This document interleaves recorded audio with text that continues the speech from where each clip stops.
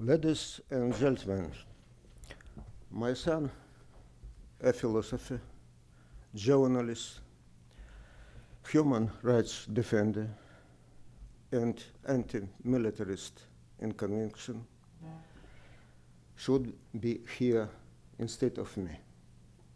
But unfortunately, he can't be. So allow me to thank you, Ambassador of the land, and the Embassy of the Kingdom of the Netherlands for giving the Anne Frank special recognition to my son, Maksym Butkevych. And thank you, Ambassador Markarova, for your introduction and kind remarks.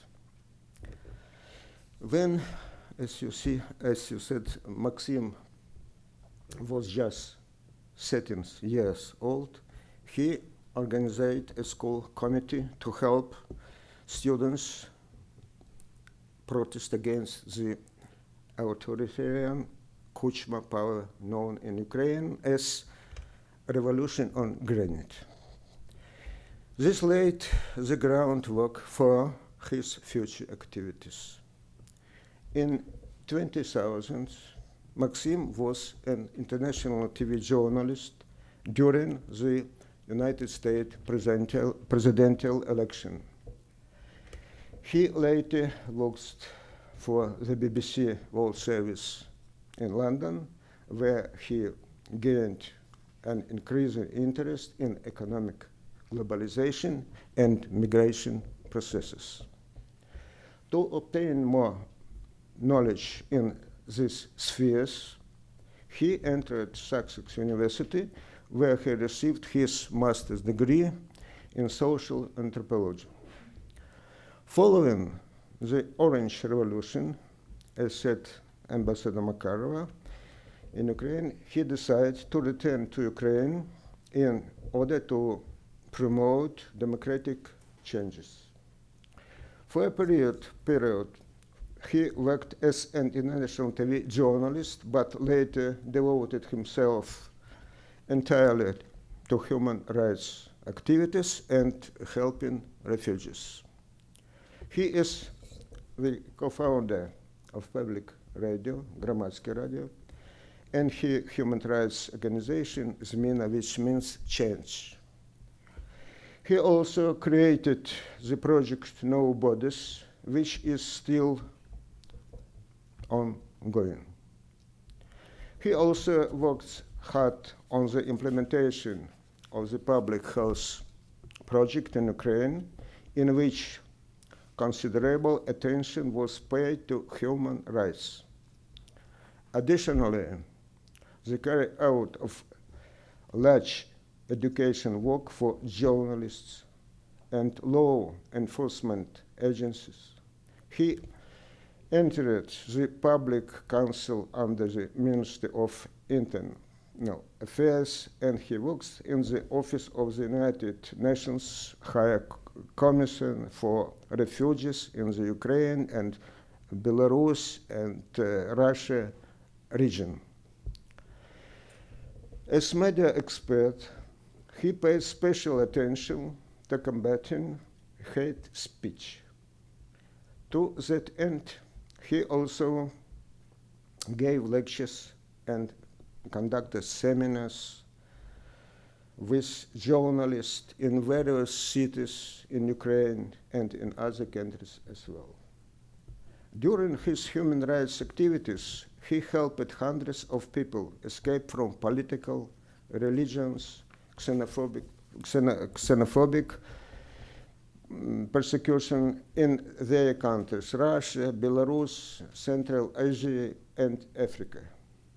After Russia's occupation of Crimea, and then the military seizure of the Donetsk region, my son organized all kinds of help for people to leave the occupied territories and to find housing.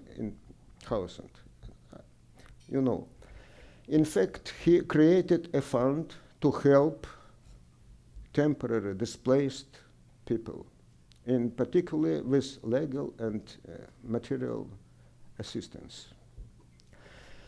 I'd like to share that one typical example about Maksym's compassion.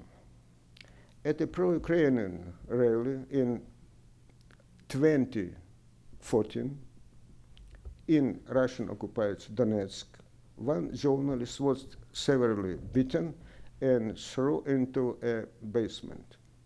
This journalist was rescued and treated for a long time in Kiev.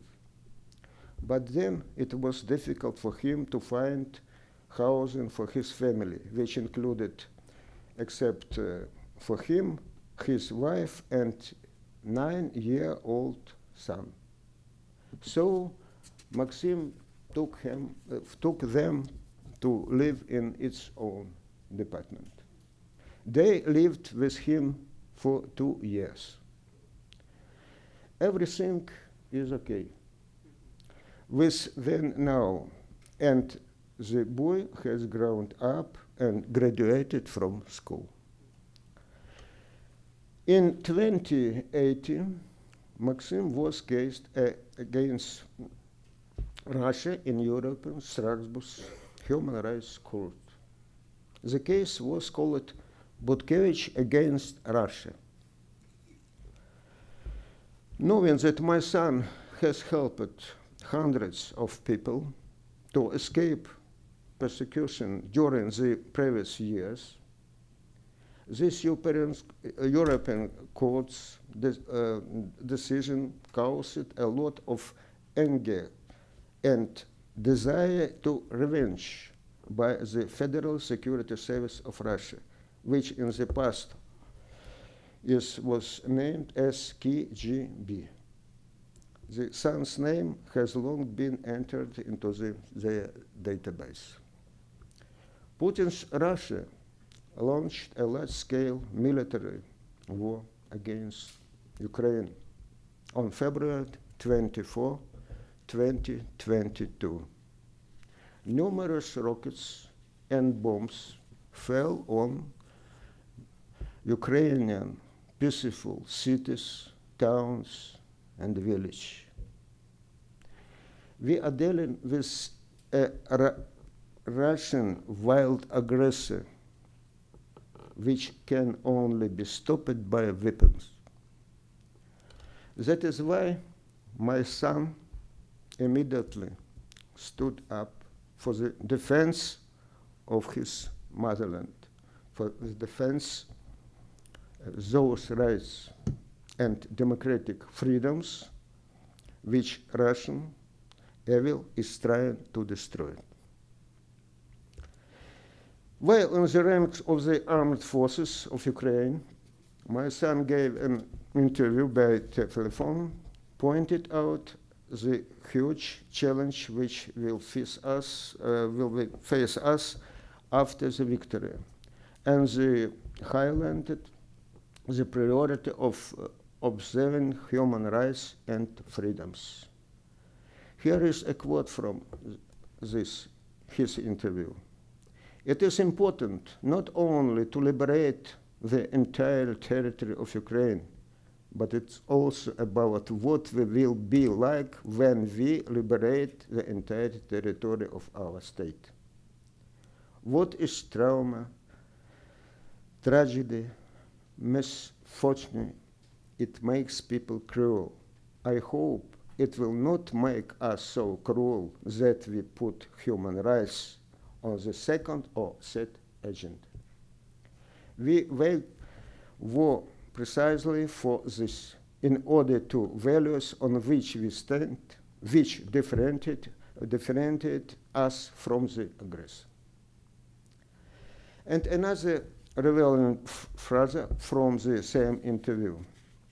One can but realize that as long as there is an authoritarian, aggressive, huge sub-empire with the same appetites next to us, we can hardly feel safe. But this is probably the next issue of the agenda and strategy of our life, several as Ukrainian community. During the execution of a combat mission, my son and part of his platoon fell into an ambush prepared by enemies and were captured. On false charges, the enemy's fake so-called court sentences him to 13 years in higher security prison. Where is my son now? Nothing is known. Any contact with him is impossible.